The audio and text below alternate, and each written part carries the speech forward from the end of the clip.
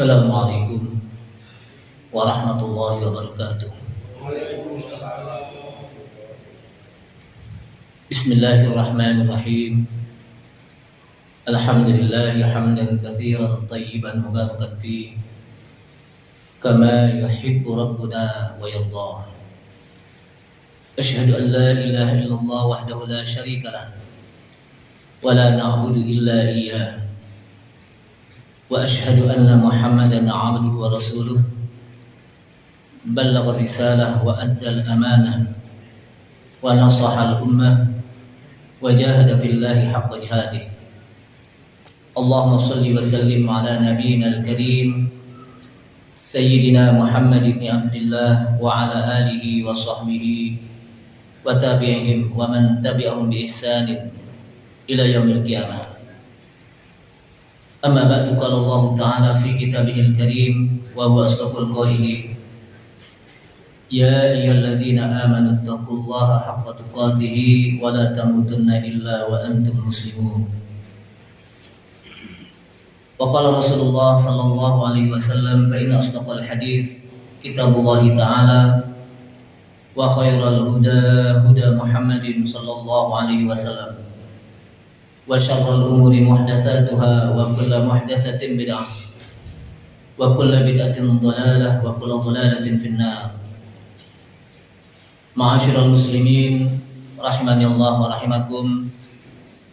Hadirin jamaah Masjid Al-Munawwar yang mudah-mudahan dirahmati Allah Subhanahu wa taala. Puji syukur kita sampaikan kepada Allah Subhanahu wa taala yang telah memberikan taufik serta hidayahnya kepada kita sekalian, sehingga dengan taufik dan hidayahnya kita bisa menjalankan perintah Allah Subhanahu wa taala dengan kita menghadiri kajian ilmu tentang sifat salat Nabi sallallahu alaihi wasallam yang disampaikan dalam hadis-hadis Rasulullah sallallahu alaihi wasallam yang terkumpul dalam kitab Bulughul Maram yang ditulis oleh Al-Hafidz Ibnu Hajar Al-Asqalani. Yang mudah-mudahan dengan kita hadir di sini, Allah Subhanahu wa taala mudahkan kita untuk memahami hadis Rasulullah sallallahu alaihi wasallam, dan salat-salat yang kita lakukan mudah-mudahan juga diterima oleh Allah Subhanahu wa taala. Salawat serta salam tak lupa kita sampaikan kepada Nabi kita Nabi Muhammad sallallahu alaihi wasallam beserta para keluarganya, para sahabatnya, para pengikutnya yang senantiasa istiqamah di dalam menjalankan sunnah-sunnahnya.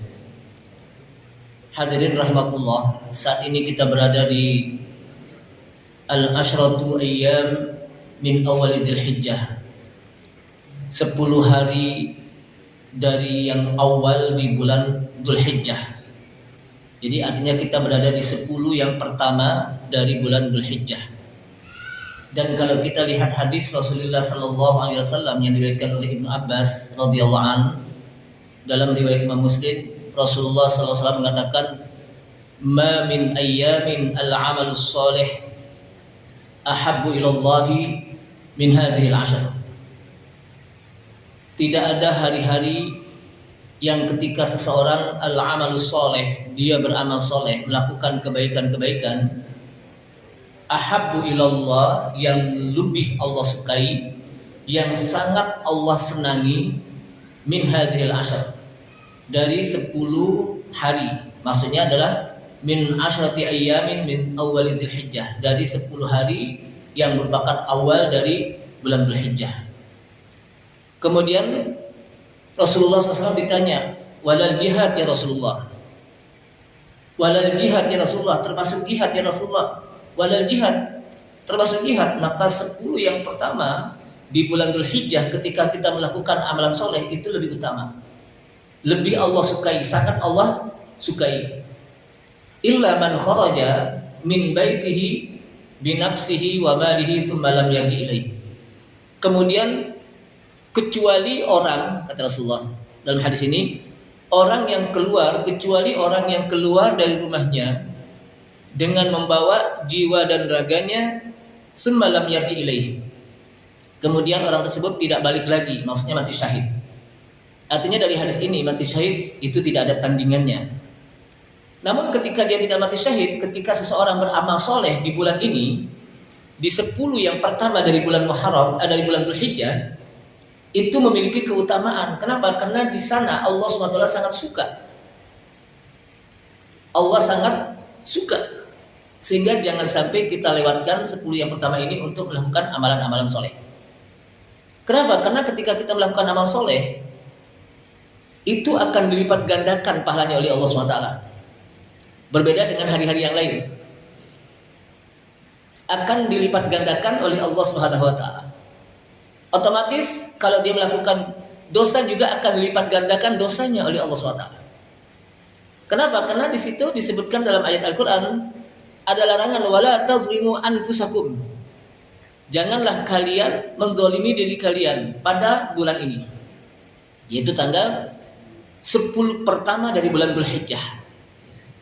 Sehingga dari sini beberapa ulama berbeda pendapat mana yang lebih utama, 10 yang pertama dari bulan Dzulhijjah atau 10 yang terakhir dari bulan Ramadan. Sebagian mengatakan 10 yang terakhir daripada bulan Ramadan. Kenapa? Karena di situ ada malam Qadar, ada juga di situ diturunkannya Al-Quran, sehingga 10 yang terakhir dari bulan Ramadan itu memiliki keutamaan. Sebagian lain mengatakan 10 yang pertama dari bulan Dzulhijjah. Kenapa? Karena Rasulullah SAW langsung mengatakan ma min ayyamin al-amalu sholih ahabbu ilallahi min hadhil asyar. Tidak ada hari-hari yang dimana seorang melakukan amal soleh sangat Allah sukai, sangat Allah cintai dari 10 yang pertama dari bulan Dzulhijjah. Dan juga Allah SWT juga menyampaikan dalam surat Al-Fajr, wal fajri wa layalin asyar. Demi waktu fajar dan 10 hari dari bulan Dzulhijjah. Ibnu Katsir, kalau kita lihat di dalam tafsir Ibnu Katsir itu disebutkan 10 hari dari bulan Dzulhijjah yang pertama. Artinya tidaklah Allah bersumpah, Allah Subhanahu wa taala bersumpah dalam Al-Qur'an kecuali di sana pasti ada keunggulan, keutamaan dari hari-hari yang lainnya. Namun ada ulama yang menengahi, kedua-duanya memiliki keutamaan, baik 10 yang pertama dari bulan Dzulhijjah maupun 10 yang terakhir dari bulan Ramadan. Namun untuk siang harinya kata para ulama 10 pertama dari bulan Dzulhijjah itu utama. Adapun malam harinya 10 terakhir dari bulan Ramadan. Kenapa? Karena di situ ada malam Qadar dan di situ juga diturunkannya Al-Quran. Tapi paling tidak kedua-duanya memiliki keunggulan dan itu jangan kita abaikan di 10 yang pertama. Dan salah satu amalan yang kita lakukan saat ini adalah kita duduk di majelis ilmu. Ketika kita duduk di majelis ilmu itu berbeda pahalanya dengan hari-hari yang lain gitu. Di mana di situ Allah SWT akan lipat gandakan pahalanya. Ketika kita sholat berjamaah berbeda. Ketika kita baca Quran dan lain sebagainya. Jamaah sekalian, ini sebagai mukadimah. Namun ingin saya sampaikan di sini adalah tema kita tentang sifat sholat Nabi. Dalam hadis yang diriwayatkan oleh Abu Hurairah radhiyallahu anhu, itu pernah kita sampaikan, kita bahas tentang adalah Rasulullah SAW idza faragha min qiraati ummil Quran rafa'a sautahu wa qala amin. Adalah Rasulullah sallallahu alaihi wasallam apabila beliau selesai dari membaca ummil Quran, maksudnya daripada Al-Fatihah di dalam salat, beliau selesai rafa'a sautahu, kemudian beliau mengangkat suaranya dan membaca amin. Artinya membaca amin itu dengan suara yang keras, tidak pelan. Artinya apa? Amin. Ghairil maghdubi 'alaihim waladdallin. Amin. Biasa, sama dengan dia membaca Fatihah. Jadi bukan diam. Tidak, ghairil maghdubi 'alaihim waladdallin. Yang ini makmum yang baca.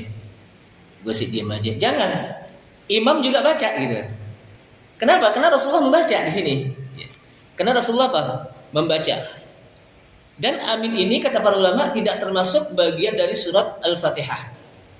Namun kita disunahkan untuk membaca amin ketika selesai baca Fatihah. Kenapa? Karena di situ ada doa, ihdinas siratal mustaqim. Tunjukilah kami jalan yang lurus. Ihdinas siratal mustaqim. Berikanlah kami hidayah ila siratal mustaqim, ke jalan yang lurus. Apa yang maksud dengan as-siratal mustaqim? Al-Islam wal iman wal Quran. Itu as-siratal mustaqim. Agar kita ditunjuki oleh Allah SWT ke jalan Islam, iman, dan Al-Quran. Apa arti amin? Amin inda aksari ahlil ilmi, kebanyakan dari para ulama menjelaskan kata-kata amin itu adalah Allahumma istajib lana. Ya Allah, terimalah kami, apa yang kami minta terimalah ya Allah. Itu arti amin. Jadi amin, amina, saya kata amina, teman dimatikan nunnya menjadi amin. Ini yang sahih, amin. Dengan wazan fa'il. Dengan apa? Wazan fa'il. Artinya Allahumma istajib lana, ya Allah, terimalah doa kami. Ketika kami membaca surah Al-Fatihah, di situ ada doa agar Allah Subhanahu wa taala tunjuki kita ke jalan yang lurus. Sehingga kata-kata amin itu adalah isim fa'il. Kalau kita belajar nahwu, belajar shorof, isim fa'il. Isim fi'il amr. Jadi isim fi'il amr. Udah isim fi'il lagi. Amr lagi, perintah. Tapi ini fi'il. Ini kalau kita apa? Belajar bahasa Arab. Jamaah sekalian, artinya apa? Fahuwa amrun bit ta'mini inda khatimatil Quran. Kata Ibnu Jarir salah seorang mufassir mengatakan bahwa itu adalah perintah untuk membaca amin ketika selesai membaca Fatihah. Karena di situ ada doa di dalam surat Al-Fatihah dengan kita mengatakan amin. Ini pernah kita bahas. Kemudian kalau kita lihat hadis yang pertama, al-haditsani yadullani ala masyri'atit ta'min lil imam. Jadi dua hadis yang pernah kita baca sebelumnya itu merupakan dalil bahwa kita diperintahkan untuk membaca amin. Imam diperintahkan, bukan kita, imam diperintahkan untuk membaca amin setelah selesai membaca Fatihah. Dan membacanya dengan suara yang keras, artinya sama dengan ketika dia membaca Fatihah. Tidak ghairil maghdubi alaihim waladdallin. Amin. Enggak. Sama. Artinya apa? Sama dengan ketika dia membaca Fatihah. Amin, sama. Kemudian dalam hadis ini seakan-akan hanya imam saja yang disunnahkan untuk membaca amin selesai membaca Fatihah dalam hadis ini, karena di situ tidak dijelaskan tentang makmum. Kalau kita lihat di dalam hadis yang disampaikan dalam riwayat Bukhari dan Muslim, itu dijelaskan dari riwayat Abu Hurairah radhiyallahu anhu, anna Rasulullah sallallahu alaihi wasallam qala, bahwa Rasulullah sallallahu alaihi wasallam pernah bersabda. Apa sabda Rasul? Idza ammana al-imamu fa amminu fa inna man wafaqa ta'minuhu ta'minal malaikah ghufira lahu ma taqaddama min dzambih. Luar biasa. Kita membaca amin akan mendapatkan keutamaan. Idza ammana al-imam, apabila imam mengucapkan amin selesai baca Fatihah, imam mengucapkan amin, fa aminu, maka ucapkan juga kalian. Maksudnya makmum juga ucapkan juga gitu. Kenapa? Fa inna man wafaqa ta'minuhu ta'minal amin. Sesungguhnya orang yang aminnya berbarengan dengan aminnya malaikat. Jadi saat itu juga malaikat mengucapkan apa? Amin.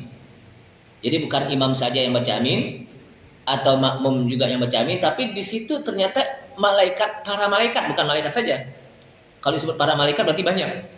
Ternyata para malaikat juga mengucapkan amin, sehingga kata Rasulullah, fa inna man wafaqa ta'minuhu ta'minal malaikah, maka sesungguhnya barang siapa yang bersesuaian, berbarengan aminnya dengan aminnya para malaikat, ghufira lahu ma taqaddama min dzambi.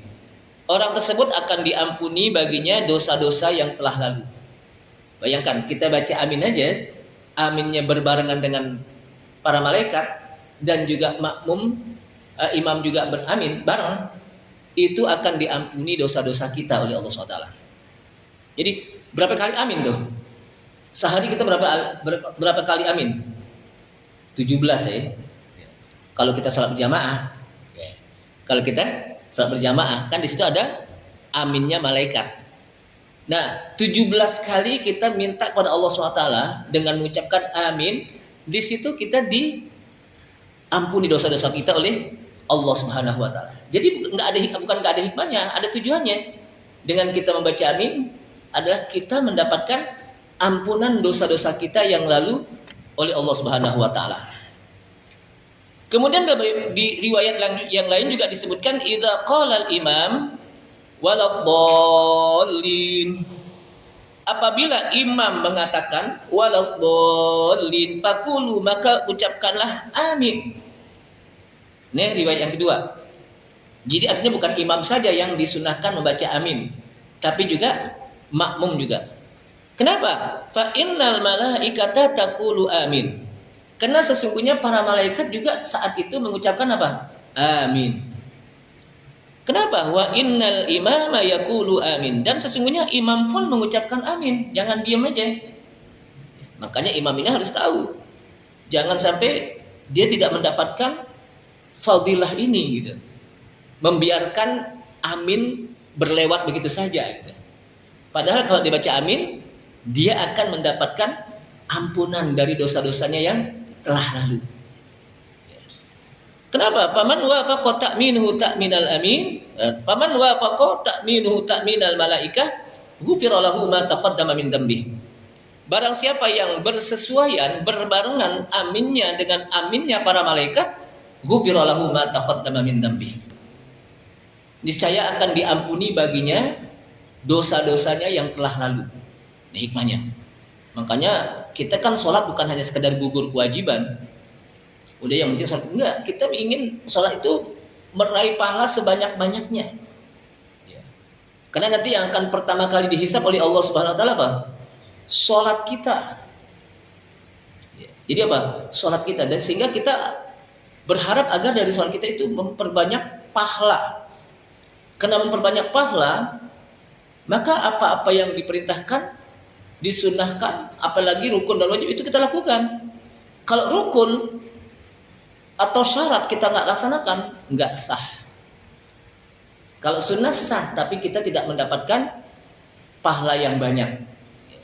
Walaupun nggak dosa, tapi apa? Nggak mendapatkan pahala yang banyak. Waqad ajma'al ulama, disebutkan lagi, sesungguhnya para ulama berijma, artinya mereka sepakat ala anna ta'min, bahwa membaca amin itu disunahkan lil imam, bagi imam, wal makmum, bagi juga makmum kalau kita sholat berjamaah, wal munfarid, dan juga apa? Sholat sendirian. Sholat sendirian juga kita apa? Diperintahkan untuk baca amin, waladdallin, amin, sendirian.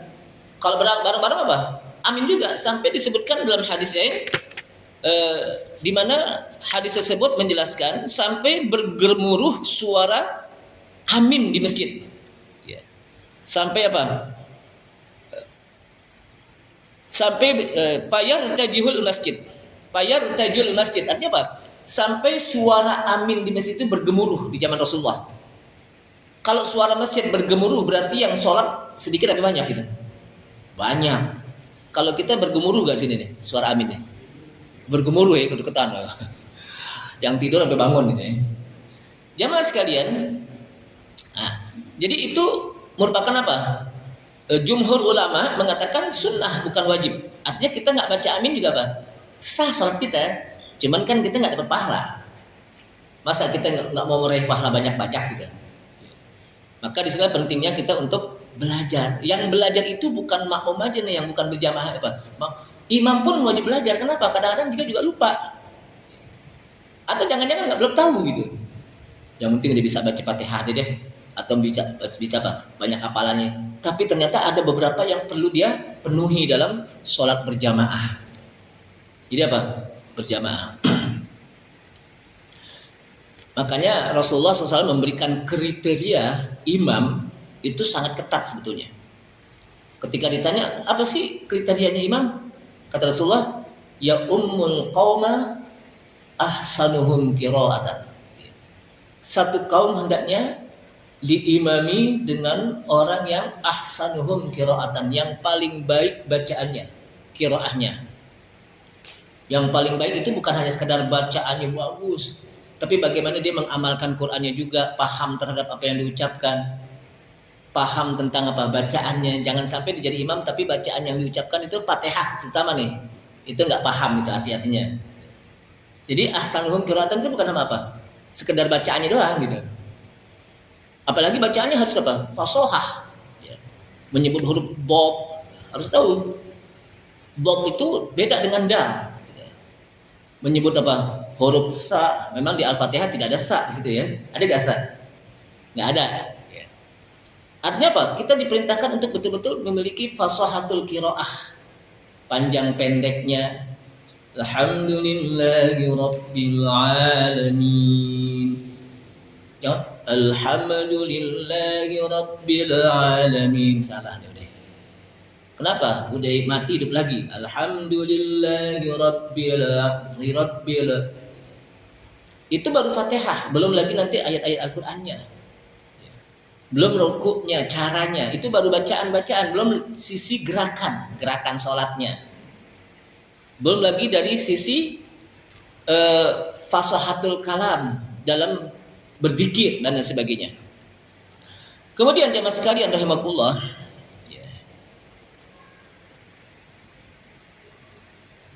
idza ammana al-imam fa aminu. Apabila imam beramin maka beraminlah. Artinya kita diperintahkan untuk beramin sama gitu. Karena di situ ada aminnya malaikat dan dia akan mendapatkan ampunan dosa. Siapa saja yang mendapatkan ampunan dosa yang telah lalu? Imam dan makmum. Jadi artinya kalau imam baca, dia dapat apa? Diampuni dosa-dosanya oleh Allah. Makmum juga begitu. Makmum apa? Begitu. Malaikat gimana ya? Kalau malaikat jangan ditanya lagi deh. Dia maksum. Artinya apa? Malaikat itu disebutkan la ya'sunallah. Maksudnya apa? Karena la ya'sunallah, dia tidak pernah berbuat durhaka pada Allah. Nggak pernah berbuat dosa malaikat. Ma amarahum. Jadi la ya'sunallah ma amarahum wa yaf'aluna ma yu'marun. Selalu melaksanakan apa yang diperintahkan. Itu salah satu keutamaan membaca amin. Nah, sekarang kita masuk kepada hadis dari Abdullah bin Abi Aufa radhiyallahu an. Qala, kata Abdullah bin Abi Aufa radhiyallahu an, berarti ini sahabat, namanya Abdullah bin Abi Aufa. Kenapa? Karena di situ radhiyallahu an. Yang menggunakan doa radhiyallahu an hanya para sahabat. Kenapa? Karena langsung Allah Subhanahu wa taala menyebutkan was-sabiqunal awwaluna minal muhajirin wal ansar walladzina tabauhum bi ihsanin radhiyallahu anhum wa radu an. Ila akhir ayat. Dan orang-orang yang telah lebih dahulu masuk Islam, mereka dari kalangan muhajirin dan ansar dan orang-orang yang mengikuti mereka, walladzina tabauhum bi ihsanin radhiyallahu anhum wa radu an. Allah ridha kepada mereka dan mereka pun ridha kepada Allah Subhanahu wa taala. Jadi kembali kepada kriteria imam dulu tadi sebentar. Jadi yang pertama ahsanuhum Qur'anan, yang paling baik Qur'annya. Dari sisi bacaannya, dari sisi pemahamannya, dari sisi hafalannya. Yang kedua adalah kalau ada beberapa orang, ternyata semuanya bagus nih. Dilihat, a'lamuhum sunnatan, yang paling tahu tentang sunnah hadis. Kira-kira pemahaman hadisnya gimana nih dia? Pemahaman fikihnya gimana? Paham nggak? Yang bisa membatalkan sholat, yang bisa membatalkan berjamaah, itu tahu. Yang bisa membatalkan apa? Sholat, yang bisa membatalkan apa? Sholat berjamaah. Jadi ada batal sholat secara pribadi, ada batal sholat berjamaah. Paham nggak kira-kira? Tahulah paling tidak seperti itu. Kalau sama semuanya, maka kata Rasulullah SAW, aqdamuhum hijratan, yang paling duluan hijrah. Di zaman Rasulullah yang paling duluan hijrah Abu Bakar. Langsung didahulukan oleh Rasulullah untuk jadi apa? Imam. Dari antara semuanya tuh yang paling duluan siapa? Hijrah siapa? Abu Bakar. Makanya Abu Bakar pengganti Rasulullah SAW ketika Rasulullah sakit, Abu Bakar yang dijadikan apa? Pengganti juga. Kalau semuanya sama, ada banyak semuanya sama. Kan sahabat itu semuanya pasti mereka baca Al-Quran mampu. Pasti mereka paham Al-Quran. Tapi di antara mereka ada yang lebih dahulu untuk berhijrah. Nah, di antara semuanya sama juga ada yang lebih dahulu berhijrah. Maka disebutkan akbaruhum sinnan. Tambah lagi. Akbaruhum sinnan apa? Yang lebih tua. Kenapa? Karena yang lebih tua itu dia lebih, kalau orang Betawi bilang, udah banyak makan asam garam, tahu deh gitu. Ada pengalaman gitu. Akbaruhum sinnan. Dia apa? Udah teruji. Kalau yang lebih tua itu apa? Udah teruji. Udah lebih banyak pengalaman. Kenapa? Karena orang muda belum tentu dia bisa menjadi apa? Tua. Kalau orang tua udah pernah muda belum? Jadi pengalamannya apa? Jadi orang muda itu belum tentu dia pengalamannya ketua. Tapi kalau orang tua pasti dia pernah pengalaman jadi apa? Jadi muda gitu. Wallahu a'lam, ini saja sebagai apa? Kriteria yang disampaikan oleh Rasulullah SAW dalam hadis, walaupun ada beberapa nanti penjelasan tafsirnya gitu. Kalau semuanya sama nih semuanya. Nanti ada lagi macam-macam. Kalau orang ulama fikih mengatakan yang isinya dua macam-macam gitu ya. Tapi paling tidak ini yang pokok. Ini apa? Yang pokok gitu. Kalau itu kan tadi fikih aja. Fikih. Bahkan yang paling muru'ah, tahu muru'ah enggak? Bisa menjaga. Kalau bahasa kita muru'ah itu bisa menjaga dari perbuatan-perbuatan yang tidak pantas di masyarakat. Contohnya gampangnya. Jadi imam pas assalamualaikum pas keluar masih nongkrong di pinggir jalan main gaple gitu umpamanya gitu. Kira-kira pantas gak itu? Belum muru'ah namanya. Belum apa? Belum bisa menjaga. Itu tuh imam aneh tuh kenapa? Itu lagi pada apa? Nongkrong pinggir jalan. Itu belum pantas itu. Jadi itu secara perinci. Secara apa? Perinci. Jadi imam pas pulang malam minggu lagi apa? Lagi joget organ tunggal. Tuh imam aneh tuh tadi itu jadi imam. Lagi joget gitu. Jadi kan enggak sinkron gitu. Jadi harus muru'ah juga kata para ulama. Bisa menjaga diri. Dan itu tidak bisa kecuali mereka yang sudah teruji gitu. Wallahu shawab ini saja. Jamaah sekalian, sekarang kita masuk kepada hadis dari Abdullah bin Abi Aufa radhiyallahu an, di mana disebutkan jaa rajulun ilan Nabi sallallahu alaihi wasallam faqala. Telah datang seorang laki-laki kepada Nabi sallallahu alaihi wasallam dan laki-laki tersebut menyampaikan kepada Rasulullah. Apa kata laki-laki tersebut? Inni la astati'u an akhudha minal Qur'ani syai'an. Sesungguhnya saya tidak mampu untuk membaca bagian dari Al-Qur'an. Bisa jadi ini orang baru masuk Islam. Atau memang kalau bahasa kita susah untuk belajar. Sehingga dia tidak mampu untuk membaca bagian dari apa? Al-Qur'an, termasuk membaca Al-Fatihah. Fa'allimni ma yujzi'uni minhu, maka ajarkanlah aku, kata orang tersebut, bacaan yang bisa menyempurnakan aku dari hal tersebut, agar dengan bacaan ini salat saya sah. Salat saya apa? Jadi.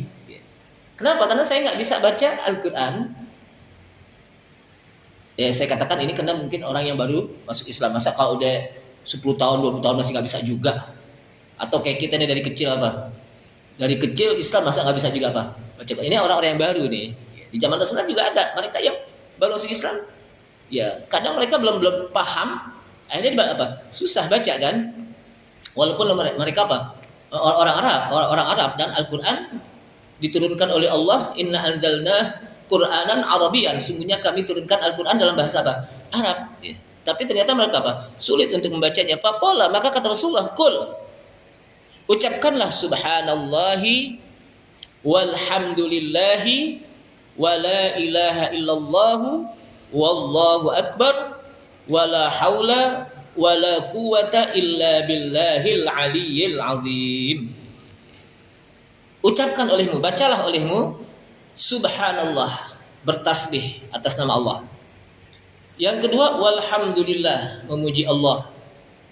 Wala ilaha illallah, dan tidaklah apa? Ada yang berhak untuk diibadahi kecuali hanya Allah. Wallahu akbar, dan Allah maha besar.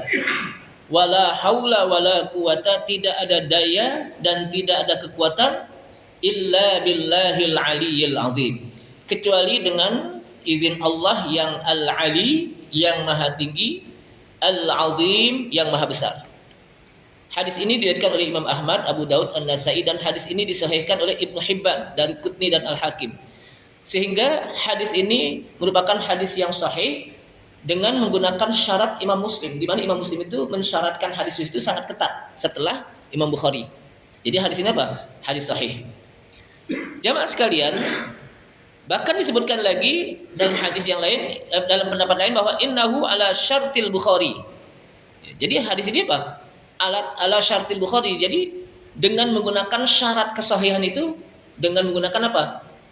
Imam Bukhari, di mana Imam Bukhari itu ketika mengambil hadis, syarat itu sangat ketat. Jadi hadis ini apa? Sangat ketat, artinya sahih. Jamaah sekalian, di sini kalau kita lihat, yang pertama adalah ketika orang itu tidak mampu untuk membaca bagian dari Al-Quran sedikit pun. Kenapa? Karena dia disebutkan lagi dalam apa? Penjelasan dari Syekh Abdurrahman Al-Bassam, pada awalnya, pada pokoknya, bahwa membaca Fatihah pada setiap rakaat dari salat itu merupakan rukun min arkanis shalah. Rukun di antara rukun salat. Sehingga kena rukun la tasihhus shalah bidunihi. Tidaklah sah salat kecuali dengan membaca Fatihah secara umum dan pada dasarnya, dasar hukum. Kenapa mengambil hadis dari orang yang salah di dalam salat?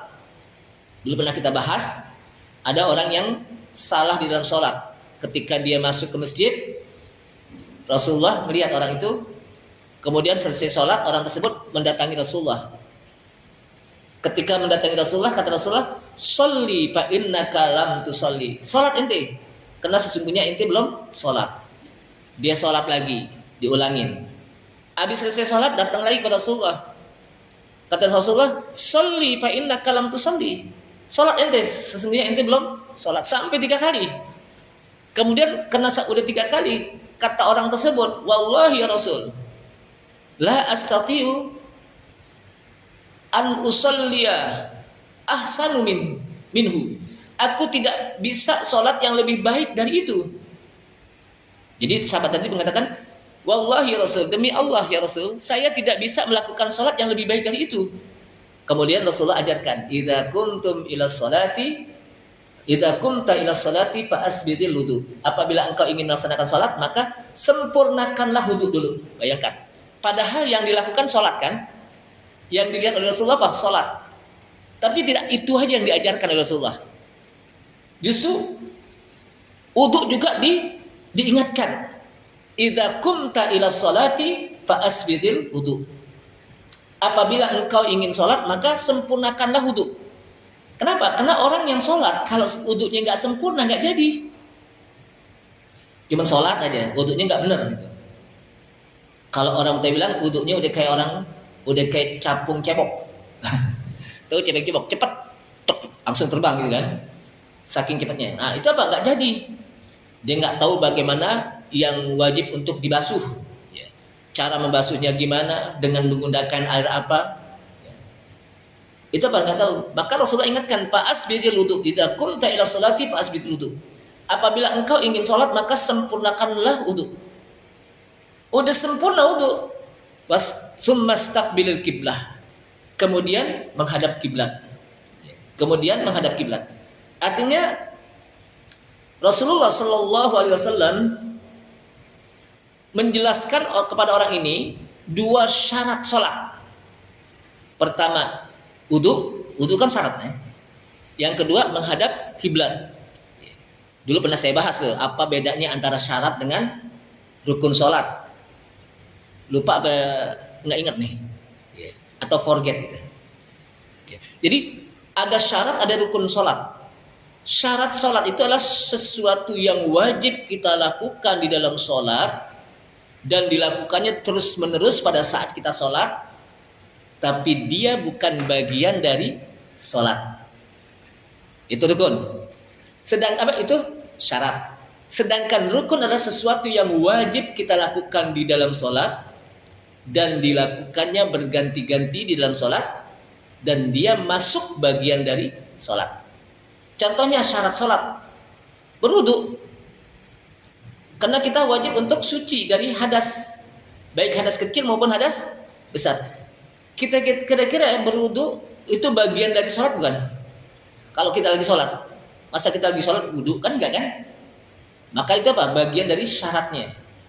Dan itu wajib dari awal sampai akhir kita sholat harus suci. Yang kedua, menghadap kiblat. Kapan menghadap kiblat? Dari awal kita sholat sampai akhir kita sholat, wajib gak menghadap kiblat? Wajib. Tapi dia bukan bagian dari sholat. Nah, sedangkan rukun adalah sesuatu yang wajib kita lakukan di dalam sholat. Ini agar gampang aja kita pahami antara syarat dan rukun. Kita lakukan di dalam sholat, rukun. Dan wajib, kalau enggak kita nggak sah sholatnya. Sama dengan tadi syarat. Tapi dia dilakukan berganti-ganti. Dari mulai takbir, habis takbir apa? Baca Fatihah. Sebetulnya ada definisi bahasa Arabnya panjang gitu. Tapi ini biar paham aja ini, biar paham.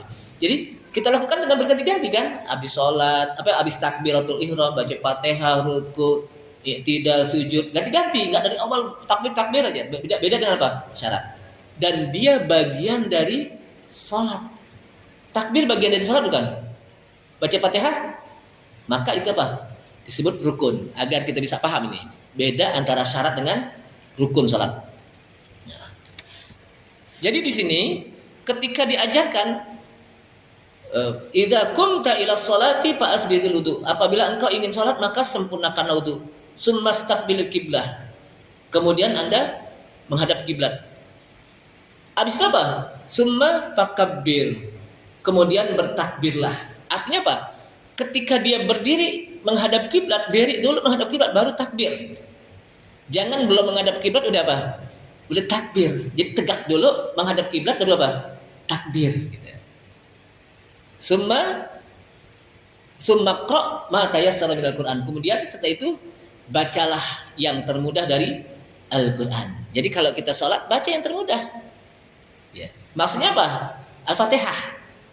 Dan sholat-sholat lain dan ayat-ayat lain yang termudah gitu, yang gampang kita hafal, yang mungkin gitu. Jadi di samping kita yang summa qra' ma tayassara minal Qur'an, kemudian bacalah yang termudah dari Al-Qur'an, itu disebutkan oleh para ulama maksudnya Al-Fatihah. Tapi juga baca juga kalau kita ingin apa? Habis baca Fatihah kan ada ayat-ayat lain tuh. Baca juga yang termudah gitu.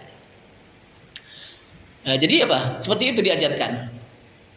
Sehingga tidaklah sah salat kecuali dengan baca Fatihah. Tadi kan apa? Summa fakabbir summa faqra' ma tayassara minal Qur'an. Kemudian di sana ada kaidah syariah. Ada kaidah syariah di mana disebutkan annal wajibat tasqutu bil ajzi anha.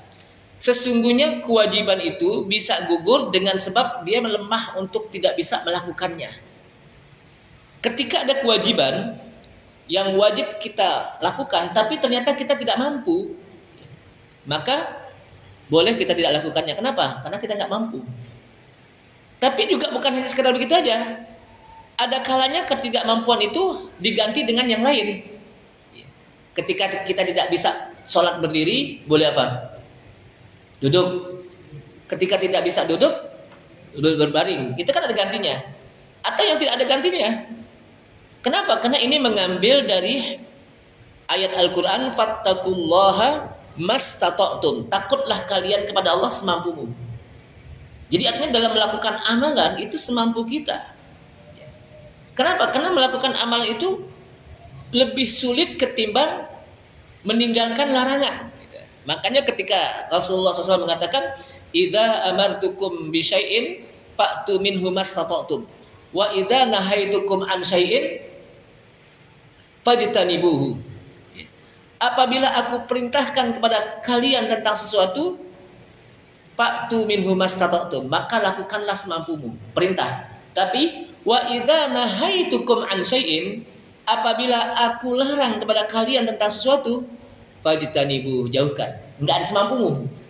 Tapi kalau perintah ada semampumu. Tapi kalau larangan, fajtanibuhu, jauhkan. Kenapa? Karena melaksanakan perintah itu lebih sulit ketimbang menjauhkan larangan. Kalau menjauhkan larangan apa?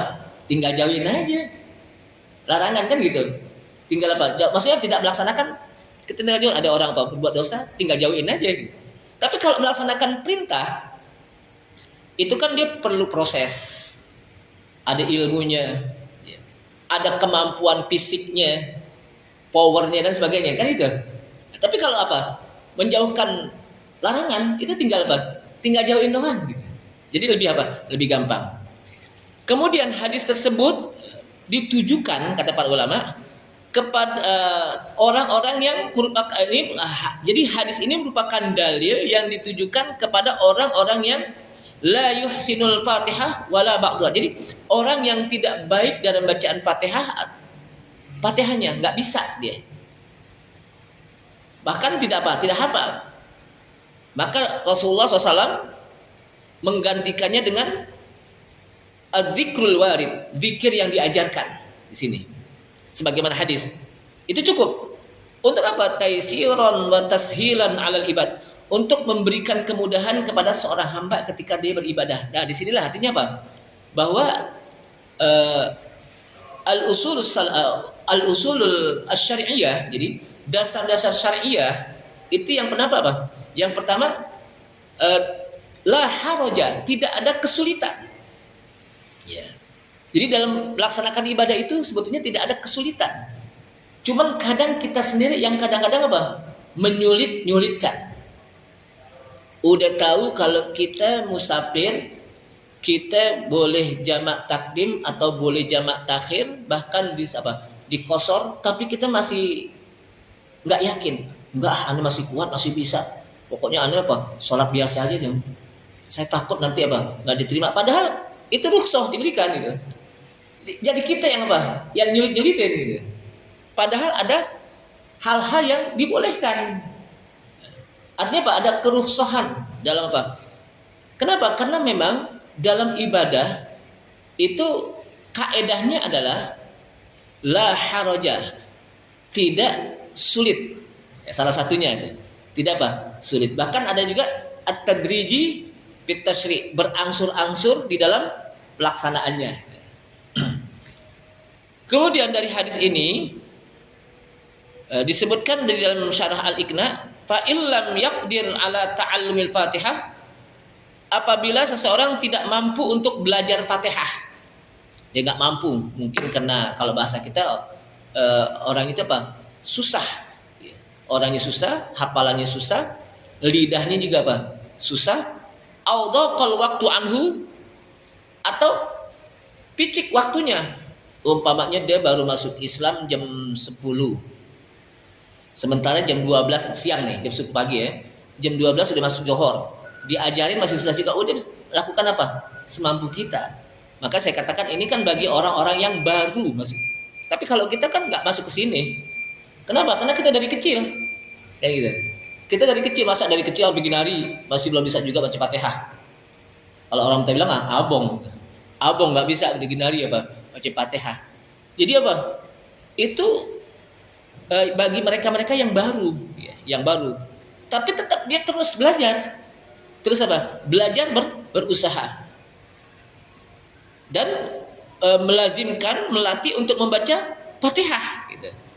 Jadi jangan yang penting kan udah ada gantinya. Jangan. Tetap dia usaha untuk belajar itu. Ketika sudah bisa, maka Fatihah kembali gitu. Bukan yang gantinya itu. Wallahu a'lam bishawab. Ini saja, mudah-mudahan apa yang saya bahas bisa memberikan pemahaman kepada kita. Dan pengganti daripada Fatihah ini yang diajarkan Rasulullah itu dengan membaca subhanallah. Itu ucapan yang sangat luar biasa, mensucikan Allah, maha suci Allah, lalu memuji walhamdulillah, memuji Allah subhanahu wa ta'ala as-sana. Kemudian bertauhid wala ilaha illallah, tidak ada yang berhak untuk diibadahi kecuali hanya Allah. Kemudian membesarkan Allah, wallahu akbar. Kemudian mengakui tentang kelemahannya dengan mengatakan wala haula wala quwata, tidak ada daya, tidak ada kekuatan illa billahil aliyil azim, kecuali dengan daya dan kekuatan Allah yang al-ali, yang maha tinggi, al-azim, yang maha besar. Jadi artinya penggantinya juga luar biasa isinya gitu. Pengganti dari Fatihah yang diajarkan Rasulullah luar biasa. Ini saja, mudah-mudahan bermanfaat. Kita tutup karena udah waktu Isya. Subhanallah hamdika asyhadu an la ilaha illa anta astaghfiruka wa atubu ilaik. Wassalamualaikum warahmatullahi wabarakatuh.